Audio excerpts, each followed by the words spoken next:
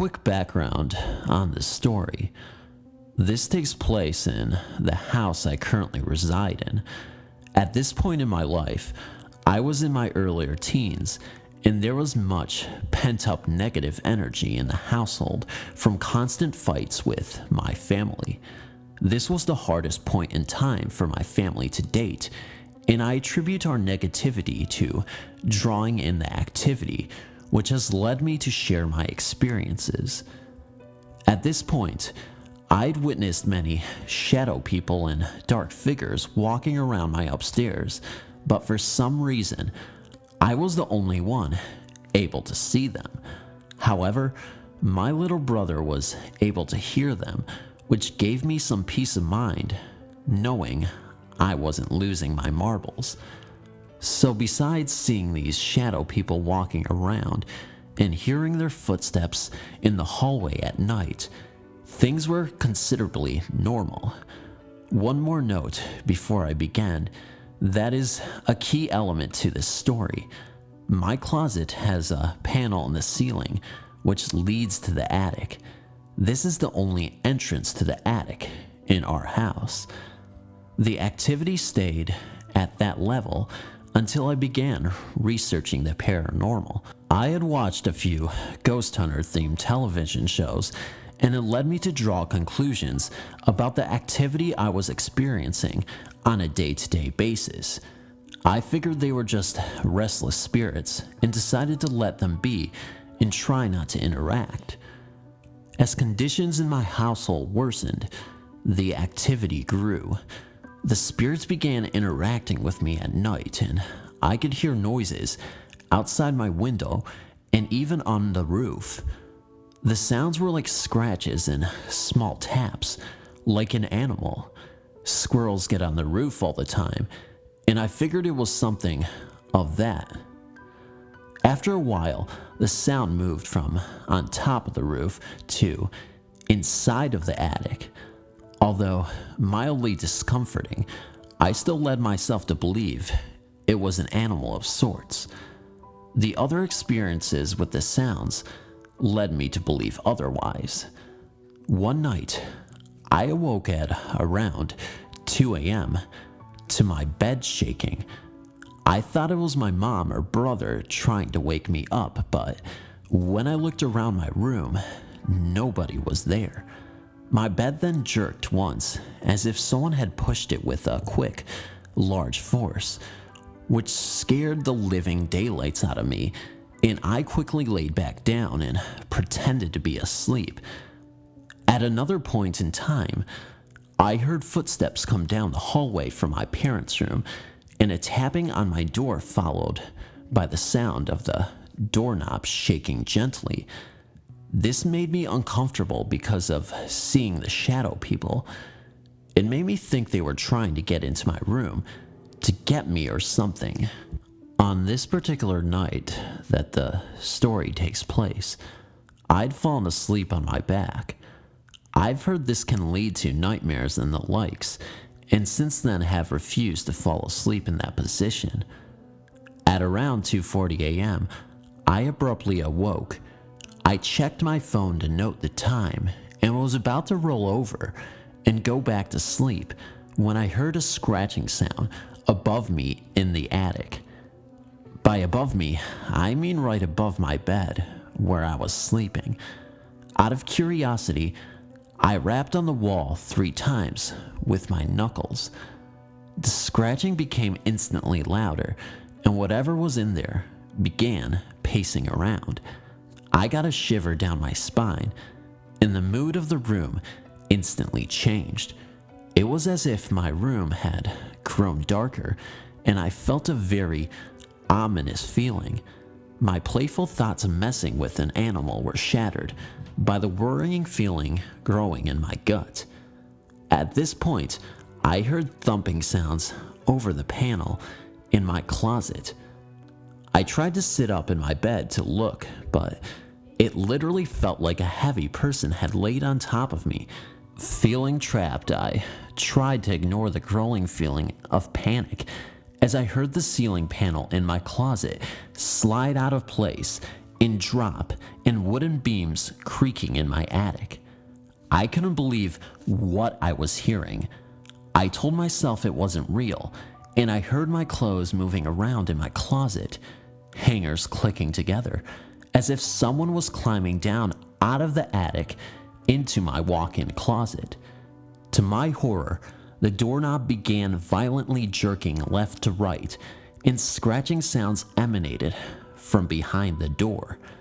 I thought whatever it was would get through, and I couldn't move still. And to make things worse, I tried to yell for my parents, but no words would come out. When I was convinced I was about to be face to face with some sort of monster, I began praying in my head that it would leave me alone and go away, and not to let it hurt me. At the instant I closed my prayer, the sound stopped for about 20 seconds or so. I heard again whatever it was moving close around, but this time it sounded like it was climbing back up into the attic. I heard the ceiling panel yet again slide on the roof and fall back into place, and the scratching went to the far corner of the attic away from my room and faded into silence. As the noise stopped, the room seemed to grow lighter, and the blanket of bad energy was lifted. Since then, I've had several more experiences in that house, none of which were as frightening as that night. The experience was questionable, as it seemed like sleep paralysis, but from what I know, that usually happens from the instance of being awoken, and I was not paralyzed until the feeling of oppressive energy had engulfed the room, which was several minutes after I had awoken. Regardless of it was a case of sleep paralysis or an actual entity, the experience was frightening, and I remember it clearly as it happened to this day. I will likely post the other strange experiences I have encountered over the years, and hope you enjoyed reading this. P.S.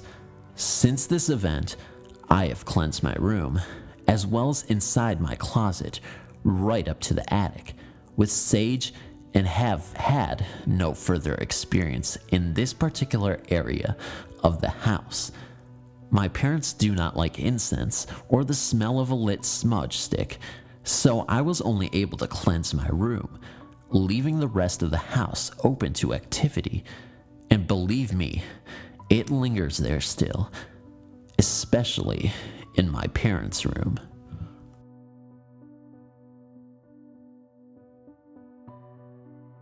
Here is my first story. Hope you all enjoy. This is not my first encounter with the paranormal. However, it is my first sighting of an apparition.